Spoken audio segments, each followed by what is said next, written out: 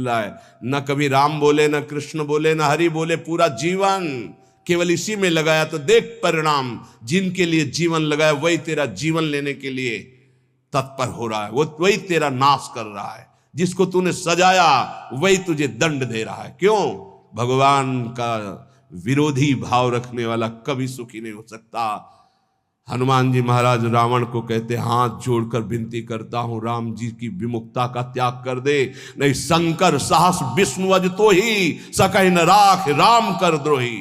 मैं सभा में कह रहा हूं, ये हजारों हजारों ये भगवत स्वरूप महापुरुष भी तेरी रक्षा नहीं कर पाएंगे। तेरा विनाश हो जाएगा यदि तू भगवान से विमुख रहेगा।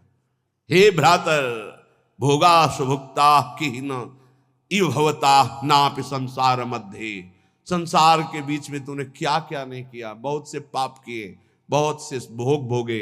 अब बुद्धि ठिकाने लगा लो, सावधान हो जाओ। अभी सब मिटा सकते हो, सब गलतियां मिटा सकते हो, अभी बहुत अच्छे बन सकते हो, अभी भगवत प्राप्ति कर सकते हो। पूरा जीवन गलती करता रहा, जामिल अंतिम में नारायण निकल गया तो भगवत प्राप्त हो गया। अपना पता नहीं कब अंतिम, अब सुधार लो। अगर हमारी आवाज आपके कान में पहुंच रही है, चाहे ऐसे समक्ष बैठे हुए या यूट्यूब में, आपके माता पिता कैसे भी हो, हमारी प्रार्थना है यदि वो वयोवृद्ध हैं, चलने फिरने में असमर्थ हैं, तो पहले समझ लो उनकी बुद्धि भ्रष्ट हो गई है। तुम्हें मानना पड़ेगा। ये भ्रष्ट का मतलब होता है स्थिति से गिर जाना। अब वो ठीक नहीं बोलेंगे, वो आपको गाली देंगे। आप घी चुपड़ी रोटी सब्जी दाल सब देंगे, फिर भी वो आपको गाली देंगे। आपके रिश्ते नातेदारों से आपकी निंदा करेंगे, पर आप उनकी इस बिगड़ी हुई बुद्धि का रोष पूर्वक अनुगमन करते हुए उनको पीटना, उनको मारना, ये आचरण मत करें, क्योंकि उनकी कर्मानुसार बुद्धि बिगड़ चुकी है। अब अपने कर्म आप मत बिगाड़िए, वो आपके भगवान हैं। सच्ची मानिए, उनमें भगवान बैठे हुए हैं। ऐसे असमर्थ माता पिता को भगवान की तरह दुलार करोगे तो तुम सदैव श्री संपन्न रहोगे। लक्ष्मी तुम्हारे घर से नहीं जाएगी। और जिन घरों में माता पिता को त्रास दिया जाता है, जिन घरों में आए हुई पानी ग्रहण करके पत्नी के साथ अनर्थ नाना प्रकार की दोष वृत्तियां, वो घर कभी श्री संपन्न नहीं हो सकता, सुख संपन्न नहीं हो सकता। आप सत्संग सुनने आए हो, इसी का सुधार करना चाहिए। माता पिता आपके साथ क्या व्यवहार कर रहे हैं बिल्कुल मत देखो, ये मान लो कि ये पागल है। उनकी बातें मत सुनो, तुमका अपना कर्तव्य दे। तुम्हारा क्या कर्तव्य? हमको केवल अपना कर्तव्य देखना। हमें बहुत कष्ट होता है जब ये बात देखते हैं कि बूढ़े असमर्थ माता पिता के साथ ऐसा व्यवहार, तब लगता है ये कलेजा है इसका हृदय है कि भगवान ने पत्थर की रचना की इसके हृदय में। अरे और कौन? जिसने 9 महीने गर्भ में रखा, जिसने अपने रक्त का दूध बनाकर तुम्हें पिलाया, जिसने तुम्हारे मल मूत्र साफ किया। आज तुम हाथी जैसे जवान हो तो लात मारते हो, डंडा मारते हो, उनको गाली देते हो। चिंता मत करो, तुम्हारे लिए ब्याज सहित व्यवस्था है, ब्याज सहित दंड मिलेगा। अगर तुम्हें थोड़ा भी ये पता है कि भगवान है तो इतना समझ लो उनके वचन भी हैं, अवश्य में वो भोक्तव्यम कृतम कर्म शुभाशुभम। शुभ और अशुभ कर्मों का भोग भोगना पड़ता है। फिर माता पिता ये तो साक्षात भगवान है, इनके प्रति एहसान। ये कुछ भी बोले, हमने देखा है वयोवृद्ध आदमी की बुद्धि पतित हो जाती। पतित अगर जीवन भर भजन नहीं किया ना, तो पतित का मतलब होता है स्थिति से गिर जाना। भ्रष्ट होने का मतलब होता है गिर जाना। अब उसको जो बोलना चाहिए वो नहीं बोल पाएगा। उस समय हमको क्रोध नहीं करना कि हम तो इतना खवाते पिलाते हैं, ये हमारी निंदा करते हैं। ये हम बहुत गूढ़ बात आपको कह रहे हैं। जिसने अपने माता पिता की सेवा कर ली, उसने भगवान को प्रसन्न कर लिया। उनके नाराज रहने पर, उनके गाली देने पर, उनके तिरस्कार करने पर भी। पर हमारी प्रार्थना है, हम जो शब्द कह रहे हैं उसे ध्यान से सुनिए। जो माता पिता असमर्थ हो चुके हैं, चलने फिरने लायक नहीं है, उनके वर्ताव और उनकी कटु वचनों पर ध्यान न दिया जाए। उन्हें भगवान की तरह पूजन करके उनकी सेवा की जाए। जितने दिन जिए खूब मेहनत करके कमाओ, उनको खाओ पियो, कपड़ा लत्ता, सुखपूर्वक जीवन, तो तुम्हारा लोक और परलोक दोनों बन जाएगा। ये शब्द हम शर्त इसलिए रखते हैं कि जो माता पिता अपने कर्तव्य का पालन करना नहीं जानते हैं, और अभी चल फिर रहे हैं, मनमानी आचरण करते हैं, गंदे विचारों का पोषण करते हैं, पोषण करने वालों का शोषण करते हैं, ऐसे माता पिता के लिए नहीं कह रहे, हम उन असमर्थ माता पिता के लिए कह रहे हैं कि जिनकी वास्तविक बुद्धि बिगड़ चुकी है, शरीर सेवा में समर्थ स्वयं नहीं रह गया है। अब हमारा कर्तव्य बनता है वो गाली दे, वो पड़े पड़े हगे, तो भी हमें उनकी सेवा करनी चाहिए। निश्चित भगवान प्रसन्न हो जाएंगे, निश्चित। हमने आपको कई बार उदाहरण में बताया है महाभारत का प्रसंग। एक महात्मा कश्यप नाम के थे, तो एक वृक्ष के नीचे बैठे ध्यानस्थ थे। जब एक बगुली बीट कर दिया तो ऐसे माथे से गिरा, तो ऐसे देखा और रोष पूर्वक देखा तो भस्म हो गई, आग लग गई और जलकर राख होकर गिर गई। उनको लगा मेरी तपस्या बहुत पावरफुल हो गई। एक घर में गए, भिक्षामदेहि, एक साध्वी भगवत भावपरायण पति को भगवान मानने वाली पतिव्रता देवी निकली, प्रणाम किया, ब्राह्मण कुछ क्षण रुकिए, अभी मैं आपको भोग लाई। जेव ही वो घर गई तो दूसरे दरवाजे से उसके पति आ गए। बिल्कुल ध्यान से सुना, अपने पति को साक्षात भगवान मानना, अपने पति की ही आराधना में तन्मय रहना, ये पातिव्रत बड़ा महान धर्म है। इसी से भगवान शंकर, ब्रह्मा और विष्णु को 6-6 महीने के बालक अनसुईया जी ने बना दिया था। लेकिन ये बहुत दुर्लभ बात है जो अपने देह को पावन करके, एक पति को समर्पित करके आजीवन वो देवी। ये भारत यति और सतियों का देश है। धर्म की यहाँ जय जयकार सदैव होती रही, होती रहेगी। हाँ, थोड़ा कम ज्यादा अंतर पड़ता रहेगा।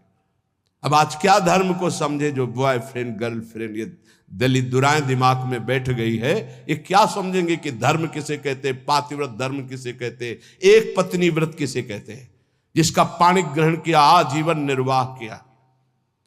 अब वो पति सेवा में पति को बैठालना, उनको जल पिलाना, फिर इसके बाद कहा भगवान आपके घर में एक अतिथि भगवान उस दरवाजे पर आए, आदेश हो तो मैं उनका स्वागत करूं, भिक्षा दे दूं। कहा तत्काल जाइए, तत्काल जाइए। वो कुछ फल फूल अन्ना आदि लेके गए। तो आप इतना विलंब क्यों किया? वो तो उस रोष में थे कि हमारा तप बढ़ चुका है, मैंने बगुली के देखा था वो भस्म हो गई। तो उनका भगवान शांत शांत, विलंब का कारण, मैं एक पतिव्रता हूं, मेरे प्रभु मेरे पतिदेव आए, मैं उनको आसन दिया, जल पिलाया, फिर उनकी अनुमति से आपको देने आई हूं। उनका तुमने हमको ऐसा वैसा महात्मा समझ लिया क्या? तो उसने कहा महाराज तुम्हारे उस वृक्ष की बगुली नहीं हूं कि तुम्हारे देखने से भस्म हो जाऊंगी। मैं एक पतिव्रता हूं जो बैठे बैठे तीनों लोकों का दर्शन कर रही हूं अपने पातिव्रत धर्म के व्रत से। बहुत बड़ा बल होता है पातिव्रत धर्म में, ये कोई खिलवाड़ नहीं है। गृहस्थी कोई साधारण धर्म नहीं, आप लोग जिसे बिल्कुल अवहेलना कर रहे हैं कि हम तो गृहस्थ हैं, हम तो विषयी हैं। अरे भगवान के अंश हो, तुम जहां हो वहीं से भगवत प्राप्ति कर सकते हो, इतनी सामर्थ्य आप में है। अब तो होश उड़ गए उनके कि ये बात तो केवल मैं ही जानता था कि बगुली को देखने से भस्म हुई, दूसरा कोई नहीं। तो हाथ जोड़ा और कहा देवी तुम्हें कैसे पता है? तो उन्होंने कहा इतना ही नहीं पता, मुझे सब कुछ पता है आपका, मुझे पूर्व जन्म का भी पता है आपका। मैं अपने पति की सेवा के प्रभाव से त्रिकालज्ञ हो चुकी हूं। जाओ, अभी तुम्हें सच्चा ज्ञान प्राप्त नहीं हुआ, सच्चा ज्ञान प्राप्त कराने के लिए अमुक प्रांत में जाओ और वहां जो मांस बेचने का व्यापार करते थे कसाई के रूप में, वो जन्मे थे उस कुल में, लेकिन वो खरीद करके मांस व्यापार उनकी कुल परंपरा का, वहां जाइए और वो तुम्हें धर्म का उपदेश करेंगे। विचार किया कि इतने सिद्ध महापुरुष है, अपने पातिव्रत धर्म से मुझे जाना चाहिए। वहां गए तो कितना चाहिए, जो जितना वैसा घृणित, ये उपदेश करेगा धर्म का। चलने लगे तो उनका कश्यप जी, बिना परिचय के परिचय, कश्यप जी रुकिए, रुके, आपको अमुक गांव की पतिव्रता पत्नी ने भेजा है ना? हाँ, पहले फोन तो था नहीं कि फोन कर दिया होगा। बोले आप रुकिए, मैं अपना व्यापार रूपी पूजा कर्म कर लूं, फिर आपको मैं उपदेश करता हूं। आश्चर्यचकित हो गए, इतना मलिन कार्य करने वाला और त्रिकालज्ञ है, ये भी बिना परिचय के परिचय जानता है। और वो पत्नी ने क्या कहा, ये मुझे कैसे। बाद में जब अपने सेवा से निवृत्त हुए तो दुकान को अपनी प्रणाम किया, पैर छुआ और वो कर्म भगवान को समर्पित किया कि मुझे जिस कुल में जन्म दिया वो मैं कर्म कर रहा हूं और नाम जब निरंतर चलता। उन्होंने कहा पहले तो मैं पूछना चाहता हूं आप इतना निंदनीय कर्म क्यों करते हैं। तो उनका है मेरी कुल परंपरा से चल रहा है। फिर तुमको इतना पवित्र ज्ञान कैसे हो गया तीनों काल का।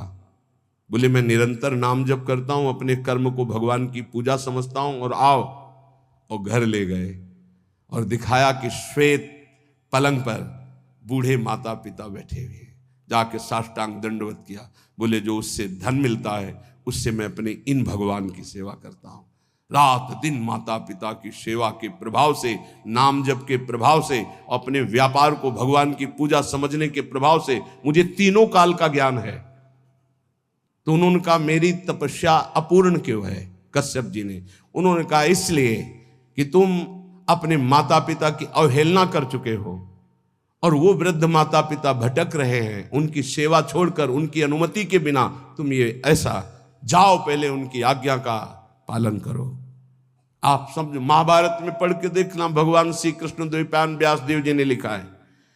आज उन्हीं माता पिता से जिनसे परम सिद्धि प्राप्त होती है, परम कृपा प्राप्त होती है, ये नादान लोग नहीं जान पा रहे और अपना कर्म नाश कर रहे हैं, कर्म नाश कर रहे हैं, पूरा जीवन नष्ट कर रहे हैं। हम इस विषय में इसलिए बोल रहे हैं कि आजकल बहुत बच्चे उद्दंड हो रहे हैं और ब्याह हुआ तो वही नई बच्चियां जिनको अपने माता पिता का सम्मान करना नहीं आया, वो अपने पति के माता पिता के साथ दुर्व्यवहार करते हैं, पति के अधीन करके दोनों मिलकर उनको पीड़ा पहुंचाते हैं। हम वयोवृद्धि की बात कह रहे हैं, हम उनकी बात नहीं कर रहे जो समर्थ है कर सकते हैं, जो शोषण करते हैं हम उनकी बात नहीं कर रहे।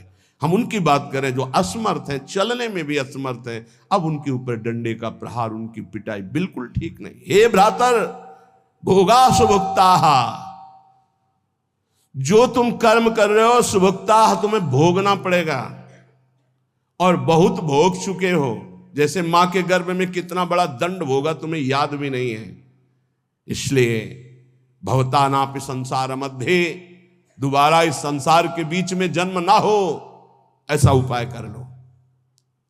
क्या? विद्यादान ध्वराद्य ही कति कति जगति ख्याति पूजाद्य लब्धा, इससे तुम्हारा जन्म मरण नहीं रुकेगा। बहुत पढ़ लिख कर विद्वान हो गए हो तो तुम्हारी ख्याति हो जाएगी, बहुत दान दे दोगे तो तुम्हारा यश हो जाएगा, बहुत भोग सामग्री आहार विहार बांट दोगे, बहुतायत रूप में तुम्हारे पास आ जाएगी, लेकिन तुम्हारा जन्म मरण नहीं रुकेगा। जन्म मरण रुकेगा अद्याहारे पियादृच्छिक उर्गुणवानप्यहु समृतात्मा श्रीमद वृंदावनेस्मिन् सतत मठ सखे सर्वतो मुक्त संगाहा। आहार विहार की चिंता छोड़ दो, योगक्षेमम वहाम्यहम का ठेका भगवान लेते हैं। अपने कर्तव्य का धर्म पूर्वक पालन करो, धन की चिंता मत करो। आ जाओ श्री धाम वृंदावन, सत्संग सुनो, उसके अनुसार आचरण करो, साधना भजन करो, तुम्हारा परम मंगल हो जाएगा, आवागमन से मुक्त हो जाओगे।